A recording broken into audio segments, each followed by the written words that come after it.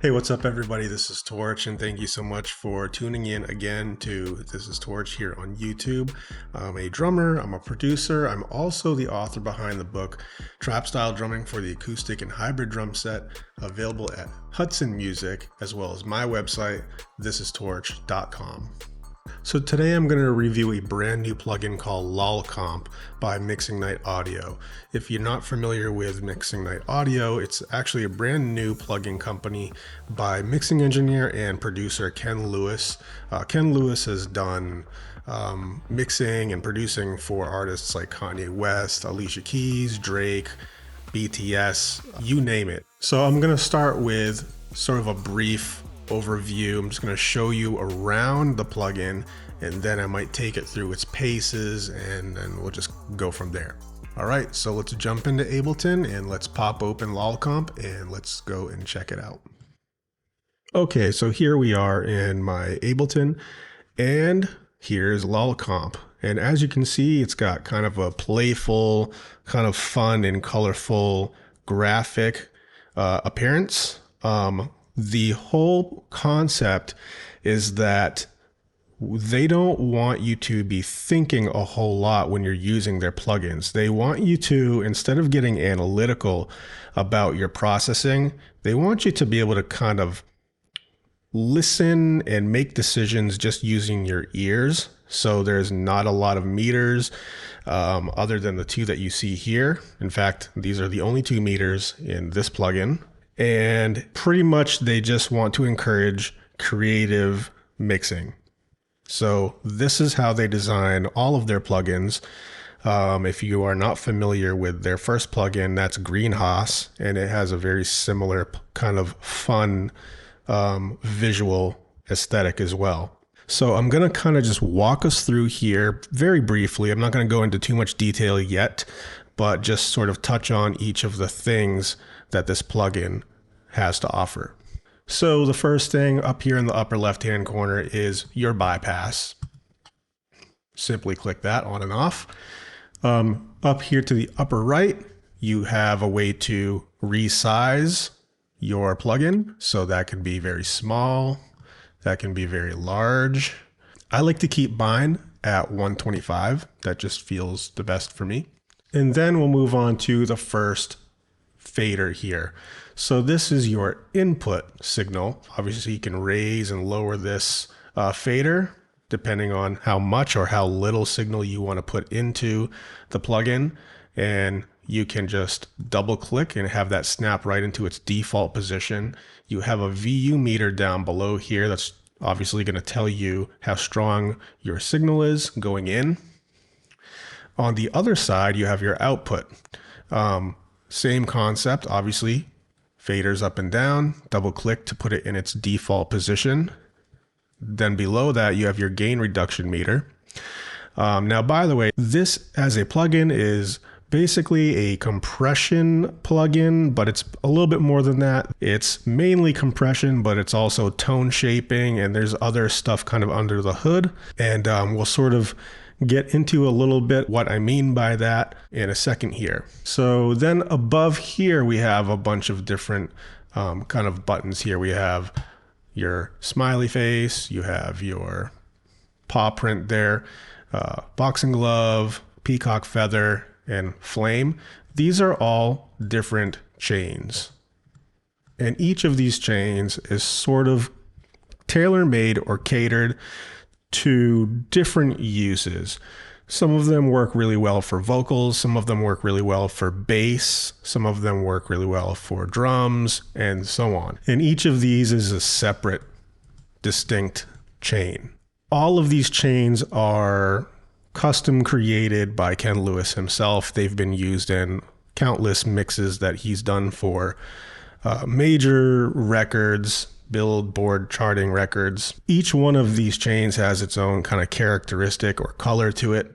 Next, you can't miss this. There's a huge giant knob in the middle of this thing. And that's sort of, again, the concept here. The other idea here is to simplify the process for you.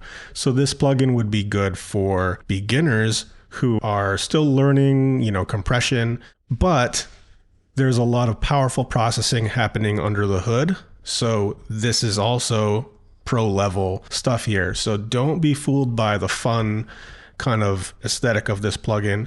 It does make your life easier for sure, but it's not taking a shortcut in the sense of like half-assing things.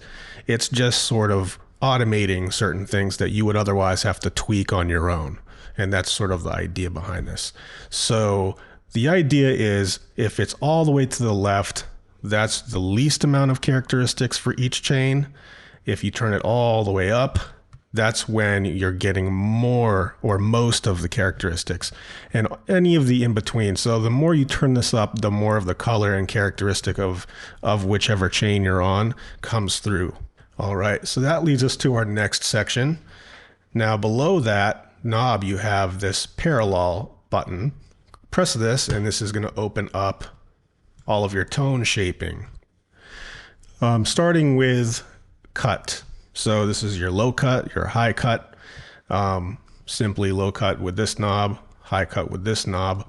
You can also set it so that your low cut or high cut is happening before the processing or after. So if you'd like it to come before the processing, just click on this so that it's set to pre. If you want to have your low cut or high cut processing after your chain, then just set it to post. The next one in line here is levitate. So levitate is basically a tilt shift. So if you turn it this way, it's going to favor the high end. If you turn it this way, it's going to favor the low end. So for instance, if you want to fatten up some drums and you want to increase the low end a little bit, you can just turn this to the left. So it leans left and reduces some of the highs. Again, there's a pre and post switch here. So again, if you want to put the levitate or the tilt shift before the chain, you can set it to pre. If you want it to go after the chain, set it to post. Down here where it says center, this is your anchor point. So if you can just visualize for a second an EQ, to the left end of the spectrum is all your lows, to the right end of the spectrum is all your highs, and then, you know, all the stuff in between. So you can choose to slide this to the right, where the anchor point can now be closer to the mid highs or the highs. You can go in the other direction, and now you're going to be having your anchor point more in the low end. All of these things too, you could just double click and they'll snap right into their default position. The next section is mash. Mash is basically an L2 style limiter. The knob here, if you turn it up, it becomes more and more intense with its processing. If you just want kind of the minimal processing, you can just leave it there where it is. The next knob here is called Awaken, and it's described in the plugin guidelines as functioning sort of like an exciter. So sonically it acts like an exciter, although it might not necessarily be an exciter. But this is a good way to kind of liven up your sound or open up some top end or awaken the mid-range, hence the name Awaken. So also this is an intensity knob. So if you turn it all the way up, you're going to get the most processing. And if you leave it on the lowest setting, you'll get the minimal amount of processing. Then you'll see down below here, we have lavender and haze. So lavender is if you would like to target the mid-range. So if you're targeting the mid-range, this is going to affect your mid-range. If you want to open up the top end, you know, in the air band and the high frequencies, then you can switch it to haze, turn the knob, and that's going to enhance the top end.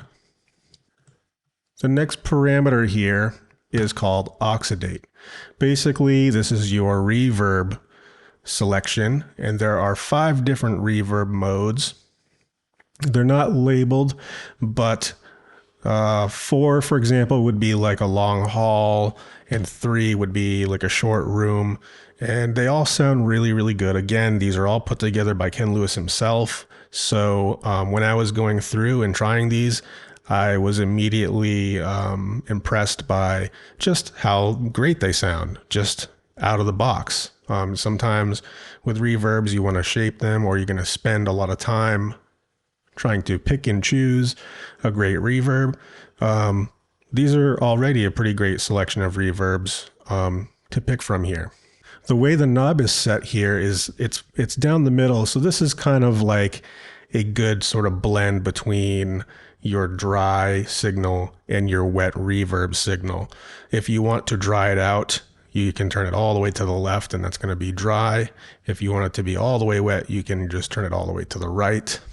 And again, we have another pre and post switch here. So if you'd like the reverb to come before your compression, you can switch it to pre. If you'd like it to come after your compression, then you switch it to post. And then of course, the knob that every plugin should have is a mix knob. So this is your wet dry. So if you wanted to use this plugin in parallel and you wanted to just have a mix of dry signal with the processing of LOLCOMP, then this is the way you would do it. Okay, so that's kind of the basic overview and walkthrough of LOLCOMP. So the next thing I'm going to do is walk through each of the chains and just sort of describe the recommended usages for each of the chains. So the first chain here would be your LOL chain, or your standard chain, or your default chain, whatever you want to call it. This is the kind of the musical compression chain. This is the one that you would go to if you wanted to compress vocals. It also works really well on guitar, on synths, on piano, and things like that. So that would be kind of the go-to for things like that. The next chain is the Panda chain. Now, they consider at Mixing Night Audio this to be sort of the 808 or bass designer chain. If you put a bass through this, you can get some good harmonics. This will help you to cut through the mix a little bit more. This will help your 808s come through smaller speakers a little bit more. So this is a really great chain for that. The next chain is the Kangaroo chain, or the Punch chain. Pretty self-explanatory. This works really well for drums, or stabby synths, or stabby horns, or even like punchy rap vocals. So if you want to have kind of a punchy attack with more attitude, this would be a good chain for that. The next chain is the Peacock chain. They consider this to be the beautifier chain, or the pretty chain. And this would be good if you have a sound that might be a little dull, it's lacking a little sparkle, maybe lacking a little color. So you would go to this chain and try dialing some of this in, and that might do the trick for you. The next one is the Dragon chain. And essentially what this does is it starts off as a saturation when you're over here, and then as you crank this up, it moves into some pretty serious distortion. So you can try this on a multitude of different things and just see how it sounds. I think it sounds best on certain things and may not sound great on other things. You just have to kind of try this out. But we'll put this through its paces so you can kind of hear how it sounds on different sound sources.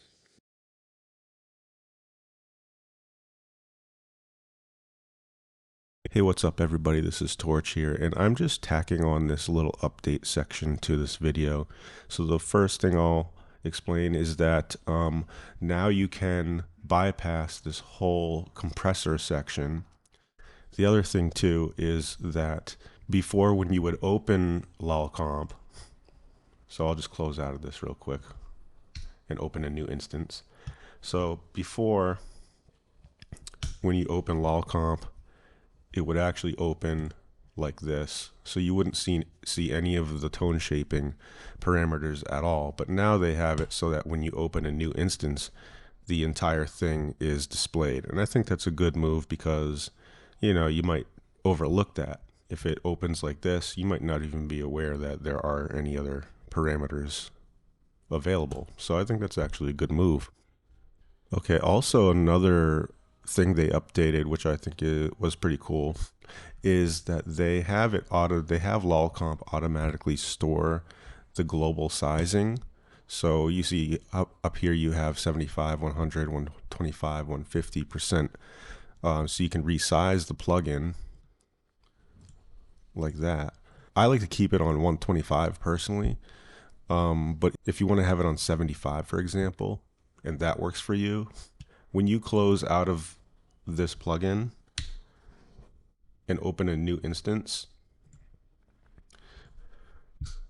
it will actually open to be the last size that you set it to. Before, I would have to go and resize it to 125 every single time.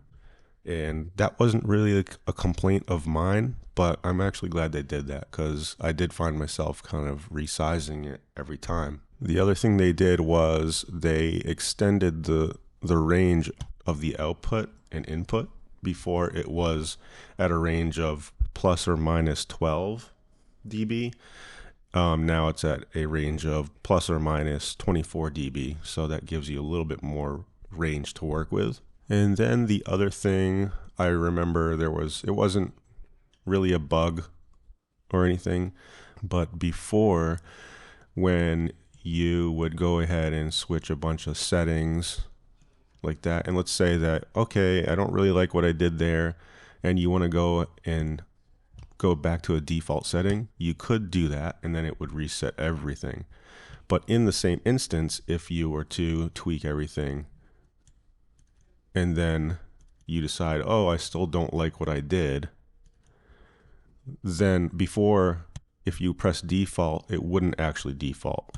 Now it does. So I'm really glad that was fixed as well. So anyway, this is just kind of an update section to the previous filming of this video, which basically now I'm just going to attach this update section to that video.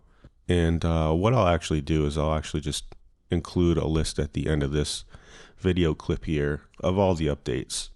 There was also a Pro Tools update or fix that was included here, but as you can see, I'm not using Pro Tools, I'm using Ableton, so that doesn't apply to my situation as much, but I'll include that in those updates as well.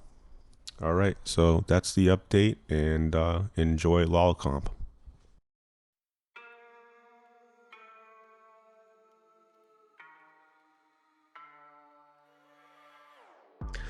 Okay, so that's pretty much it for the walkthrough portion of this review. In the next part, I'm going to put this through its paces. We're going to try this on vocals, drums, guitars, synth, piano, all that kind of stuff. And we'll just sort of see how everything reacts with this plugin. See you in the next one.